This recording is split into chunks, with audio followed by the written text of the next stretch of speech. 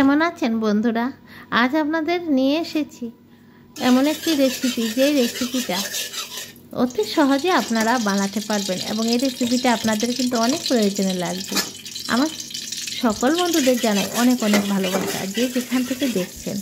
আজ বন্ধুরা আমি আপনাদের ঘরে থাকা উপকরণ দিয়ে, যে কোনো বাড়িতেই থাকে সেরকম একটি রেসিপি আমি আপনাদের আজ দেখাচ্ছি। দেখুন বন্ধুরা, আপনাদের প্রয়োজন অনুসারে এই রেসিপিটার জন্য ডিম সেদ্ধ করে ডিমগুলিকে আপনারা একটু টুকরো করে হালকা করে ভেজে নিতে হবে এবং তার জন্য লাগবে, আমি নিয়েছি অর্ধেক বড় সাইজের একটা বাঁধাকপির অর্ধেক অংশ কেটে ধুয়ে পরিষ্কার করে, 4টে আলু, আধা কাপ মুসুরির ডাল ভিজিয়ে ধুয়ে পরিষ্কার করে নিলাম আমার এই রেসিপিটাতে। তাহলে বন্ধুরা সবাই দেখতে থাকুন, আর একবারেই কিন্তু আমি ফোড়ন দিয়ে বসিয়ে দেব। আর ফোড়নের জন্য লাগছে আমার 5 ফোড়ন আর রসুন কুচি বেশ খানিকটা, আর আমি এখানে কারি পাতা ইউজ করেছি। আপনারা না কারি পাতা যদি দিতে চান দেবেন, না দিতে গেলে নামানোর সময় ধনে পাতা দিলেও পারবেন। এখানে আমি পেঁয়াজের কোনো ব্যবহার করিনি বন্ধুরা। আর বন্ধুরা এর মধ্যে আমি টমেটোও দিয়েছি, আর তেজপাতা, দারচিনি, এগুলি তো আমাদের সবার ঘরেই থাকে। এগুলি দিয়েই আজকে রেসিপিটা আমি করতে চলছি। কিন্তু এই রেসিপিটাতে একটা কথা মনে রাখবেন, যে কিছুতেই এই রেসিপিটাকে শুকনো লঙ্কার গুঁড়ো, মানে রেগুলার যে লঙ্কার গুঁড়োটা আমরা ইউজ করি, সেটা আপনারা ব্যবহার করবেন না। যদি এটা ব্যবহার করেন তাহলেই কিন্তু সর্বনাশ হয়ে যাবে, রেসিপির টেস্টটা সম্পূর্ণ চলে যাবে। আপনারা ঝালের প্রয়োজনে যত ইচ্ছা কাঁচা লঙ্কা ব্যবহার করতে পারেন। আমিও বেশ খানিকটা কাঁচা লঙ্কা দিয়েছি। তবে এই রেসিপিটা একদম ছোট, যদি 2 বছর 3 বছরের বাচ্চাদের আমরা যে নরম করে ভাত খাওয়াই, একটা সবজি খাওয়াই, এটা সেই বাচ্চাদের খাওয়ালে প্রচুর পরিমাণে হেলদি একটা রেসিপি। বাচ্চাদের কোনো ক্ষতি হবে না, খুব ভালো থাকবে। তবে সেখানে আপনারা এই লঙ্কাটা আপনারা ঠিক করে যাবেন, কারণ বাচ্চারা তো লঙ্কা খেতে পারেন না, বা বয়স্করাও এই রেসিপিটা খেতে পারবে। রাতেবেলা অনেক দিন আমাদের অনেক দুশ্চিন্তাগ্রস্ত হতে হয় যে ডিনারে কী রেসিপি করব, লুচি পরোটার সাথেও এটা রাখতে পারেন।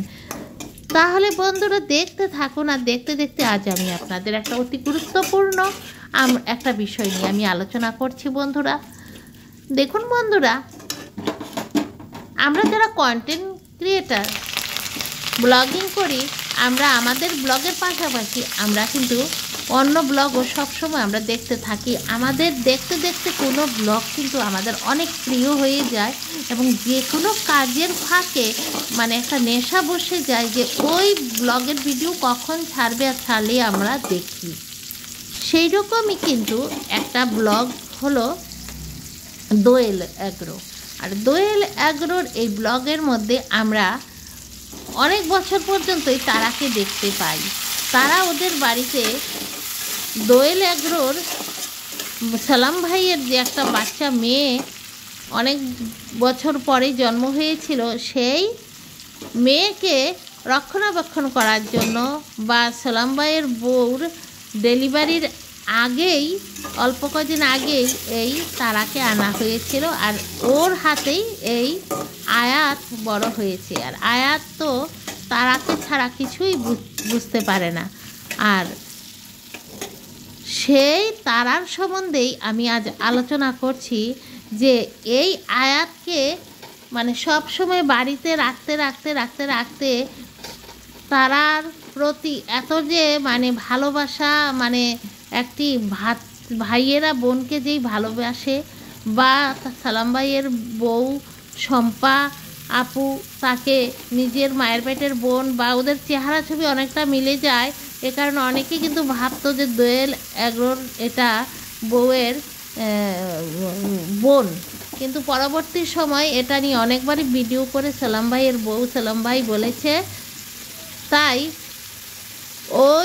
ওরা শম্পাকে নিয়ে এইভাবে মানে ওরা সবসময় থাকতো। আর শম্পার একজন বৃদ্ধ নানি আছে, অনেক কষ্ট করে এখন কাজকাম করতে হয় সালাম ভাই, তাই এই তারাকে নিয়ে ভিডিও করতো।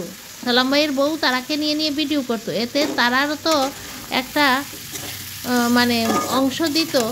আর সেখান থেকেই প্রতি মাসে তারাকে উনি 20-30 হাজার টাকা বেতন দিতেন। তারপরে তো তারাকে পরে আর কামের জন্য কিচ্ছু বলে না, ভিডিওর মধ্যেই ছোঁয়া ধোয়া অল্প অল্প থাকতো, লাস্টে দিয়ে থাকতোও না। এতে ধীরে ধীরে তারারও কিন্তু বহুত অহংকার বেড়ে গিয়েছিল। ও প্রায়ই খালি রাগ করে মন কষাকষি করে এখান থেকে ওখানে ও চলে যেত। আসল কথা সবাই ভাবতো যে ও এরকম কেন করে, এরকম করে আসলে ওর বাড়িতে যেখানে থাকতো সালাম ভাইয়ের বাড়িতে, সেই বাড়িতে আরেকটা ছেলে ছিল, তার নাম ছিল তালিম।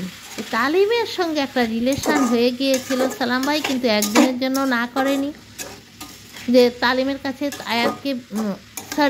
তারাকে বিয়ে দেবে না। কিন্তু তারা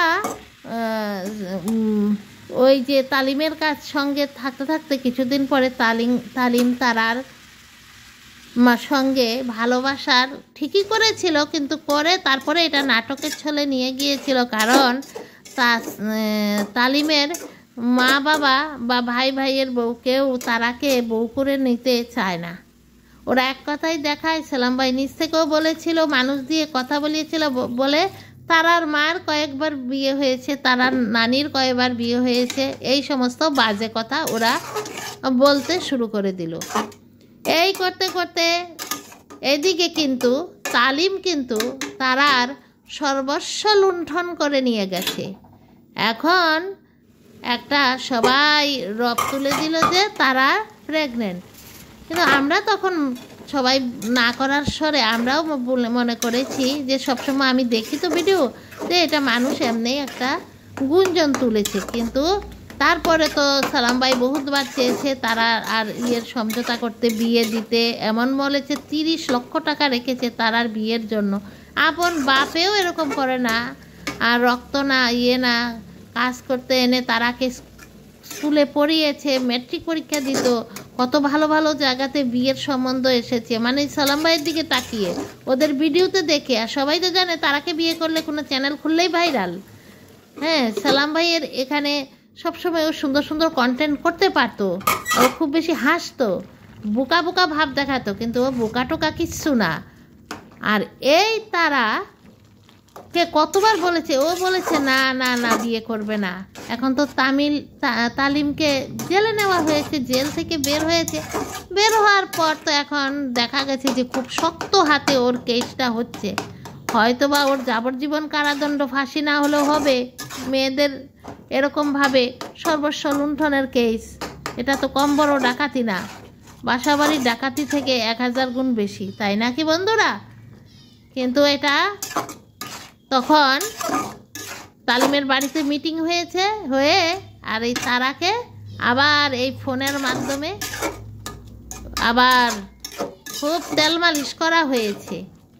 আর এই তেল মালিশের চোটে তারা মাথা গায়ে তেল মেখে তালিমের পুকুরে ডুব দিয়ে দিল। আর ডুব দিয়ে তারপরে তো চলে গেল। সালাম ভাই তো তারাকে ভালোবেসে একটা মেয়ের ইজ্জতের দিকে তাকিয়ে এতটুক যুদ্ধ করেছিলেন, এতটুক শত্রুতায় পড়েছিলেন, না হলে ওনার কি গেল আর আইলো। কিন্তু যখন দেখা গেল যে হলো না, উনিও ডিক্লেয়ার পরে অবশ্যই দিলেন যে উনি তালিমকে কোনো ক্ষতি করবে না। যা হোক, একটা মেয়েকে গেছে, উনি মনে করেছে যাক, না হলে আবার এসে আমার ঘাড়ে পড়বে।